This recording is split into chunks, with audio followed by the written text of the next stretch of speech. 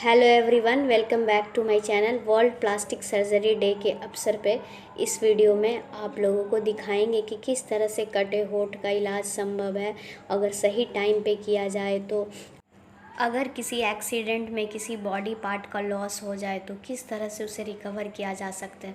ये वीडियो बनाया गया है department of Burns and plastic surgery AIIMS Patna के द्वारा। इस वीडियो को आप बहुत लोगों तक पहुंचाएं ताकि अवेयरनेस फैले कि किस तरह से इसका इलाज संभव है। तो चलिए वीडियो देखते हैं। ये मुस्कुराता बचपन हमारे आने वाले समय की नींव रखता है, लेकिन अगर ये मुस्कुरा ना सके तो जन्मजात विकृतियां जैसे कटे होंठ और तालु आमतौर पर बच्चों से उनकी खुशियां छीन लेते हैं। वे ना तो ढंग से खा पी सकते न ही ढंग से बोल सकते हैं, लेकिन प्लास्टिक सर्जरी के द्वारा इस जन्मजात विकृति को ठीक किया जा सकता है। ये इस बच्चे के माँ बाप हैं। इनका बच्चा जन्मजात कटे होंठ की विकृति से ग्रस्त है। प्लास्टिक सर्जरी से ये जन्मजात विकृति ठीक हो सकती है, लेकिन इसे लेकर इनके मन में कई सवाल हैं। ये आपके मन में भी हो सकता है। आइए देखें और जानें कि इनके सवालों का जवाब क्या मिला। हमारा बच्चा का होंठ कटा हुआ है, तालू कटा हुआ है, मुस्कुरा भी। देखिए, जिन बच्चों में जन्म से कटा हुआ होंठ रहता है या कटा हुआ तालू या कटा हुआ मसूड़ा हो या नाक की विकृति रहती है, इन सारे चीज़ों का प्लास्टिक सर्जरी के द्वारा इलाज संभव है। सर, मेरा ही बच्चे कैसे की हुई बच्चा? सबसे पहले तो जान लें कि इसमें आपकी कोई गलती नहीं है, इसमें नाउम्मीद होने की कोई जरूरत नहीं है। होता क्या है कि बच्चे का जो चेहरा है वो प्रेगनेंसी के 6 और 10 हफ्ते में पूरा वो बनता है। तो अगर उस दौरान कोई भी लापरवाही हुई तो जो है ये हो सकता है। इसमें कुछ वजह होता है, जैसे कि खान पान की कमी, जैसे विटामिन B12 और फोलिक एसिड की कमी हो सकती है। और प्रेगनेंसी का जो चेकअप है, आपको जैसा बुलाया जाए बिल्कुल रेगुलर उसी के टाइम जो है आप वहाँ जाए। और अगर किसी वजह से पता भी चलता है तो इसमें परेशान होने की कोई बात नहीं, क्योंकि आप पहले से ही तैयारी कर सकते हैं कि क्या इलाज करना है इसका। होंठ कटा हुआ है, इसको कितना बार ऑपरेशन हुआ? सबसे पहले कटे हुए होंठ का ऑपरेशन करते हैं। वो हम लोग 3 से 4 महीने की उम्र पे करते हैं। आपका बच्चा अभी 6 महीने का है तो इस समय पर भी कर सकता है। उसके बाद सेकेंड स्टेज की जो सर्जरी होती है वो होता है तालू का। वो हम लोग 10 से 12 महीने की उम्र पर करते हैं, क्योंकि उसके बाद बच्चे की आवाज़ डेवलप करने लगती है। तो उससे पहले तालू जो कटा हुआ है उसका सर्जरी हो जाना चाहिए। थर्ड जो सर्जरी हम लोग करते हैं वो है कटे हुए मसूड़े का।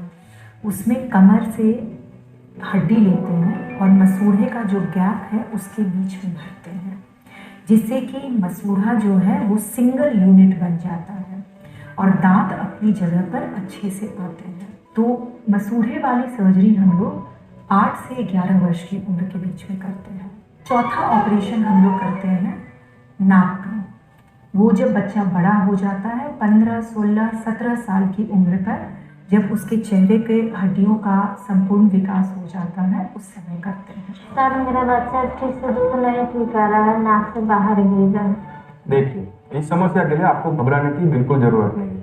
मैं आपको कुछ सलाह देता हूँ जो आपको ध्यान में रखना है। पहला, बच्चे को स्तनपान कराते वक्त उसका सर ऊपर की ओर रखना है, जिसकी वजह से दूध नाक से बाहर नहीं आएगा। और अगर आपको लगता है कि दूध पीने के बावजूद भी अगर वो ठीक से नहीं पी रहा है तो आप कटोरी या चम्मच का इस्तेमाल कर सकते हैं, या फिर बाजार से अवेलेबल जो मिल्क पाउडर है वो भी आप उपयोग में ले सकते हैं। बच्चे को दूध पिलाने के बाद उसको पीठ को ऐसे हल्के से थपथपाना है, जिसकी वजह से बच्चे को डकार आएगा। कभी कभी डकार ना आने की वजह से बच्चे को उल्टी भी हो सकता है। और बच्चे को जब जब भूख लगे उस समय पर उसको थोड़ा थोड़ा दूध पिलाना है, क्योंकि एक साथ दूध पिलाने से उसको पेट भर जाएगा और कभी उल्टी भी हो सकता है। ये मेरा पहला बच्चा है, अगर जो दूसरा बच्चा आएगा तो उसमें बीमारी हो सकती है। तो जैसे कि मैंने बताया कि 10% केस ऐसे होते हैं जिसको हम लोग फेमिलियल कहते हैं, है ना। उसमें क्या होता है कि जो पेरेंट्स है, माँ बाप है, वो उनमें अगर ये बीमारी हो तो वो बच्चे में ये ट्रांसफर हो सकती है। ये जो है अगर पहले बच्चे में अगर यही बीमारी हो तो आपके दूसरे बच्चे में चांस है, 2 से 4% चांस है कि हो सकता है। होठ कटा हुआ है, कटा हुआ है, इसका खर्चा मतलब थोड़ा ज़्यादा है, तो हम लोग के लिए कुछ व्यवस्था है कि नहीं? देखिए, आप इस बात विषय में बिल्कुल टेंशन ना लीजिए, जी क्योंकि ये जो ऑपरेशन है वो 2 या 3 चरण में होती है और हर चरण में कुछ खर्चा होगी। ठीक है, ये बीमारी जो है, ये कटा हुआ होठ, तालू, इसके अलावा जो अन्य जन्मजात विकृतियां हैं उसके लिए सरकार से एक सुविधा है, जैसे कि आयुष्मान भारत जी और राष्ट्रीय स्वास्थ्य बाल कार्यक्रम और मुख्यमंत्री राहत कोष, जिसमें से संस्था को फंड मिलती है और बच्चे की ऑपरेशन बिल्कुल मुफ्त से होती है। जी। हमारा बच्चा का होठ कटा हुआ है और तालू कटा हुआ है, तो इसके अलावा और भी कुछ बीमारी हो सकती है क्या? हाँ, कटे हुए होठ एवं तालू के साथ अन्य बीमारियां भी हो सकती है, जैसे कि हृदय में बीमारी हो सकती है, हाथ एवं पैर की उंगलियां जुड़ी हुई हो सकती है, कान से कम सुनना भी हो सकता है। उसके अलावा मल मूत्र के मार्ग में भी विकृतियां हो सकती है, किडनी एवं माथे की विकृतियां भी हो सकती है। इन अंगों की बीमारियों की पुष्टि करने के लिए आपके बच्चे की कुछ जांचें की जाएंगी। कुछ जांचों में जैसे अल्ट्रासाउंड, इको, आदि, और उन सब की रिपोर्ट आने के बाद आपके बच्चे की स्क्रीनिंग की जाती है। इन सब की रिपोर्टें आने के बाद ही बच्चे को वो विकृति पर्टिकुलरली है कि नहीं, इसका कंफर्मेशन होगा। स्क्रीनिंग की जांच की रिपोर्ट आने के बाद कि वो विकृति है या नहीं है, ही बच्चे का आगे सर्जरी प्लान होता है। सर, मेरा बच्चा ठीक से बोल पाएगा कि नहीं? तालू का जो ऑपरेशन किया जाएगा 1 साल की उम्र में, उसके बाद हम लोग स्पीच थेरेपिस्ट के पास भेजते हैं। तो ये ज़रूरी है कि आप जो भी स्पीच थेरेपिस्ट जो भी एक्सरसाइज बताएं वो बिल्कुल आप कसरत से करें और बिल्कुल रेगुलर करें जितना बताएं।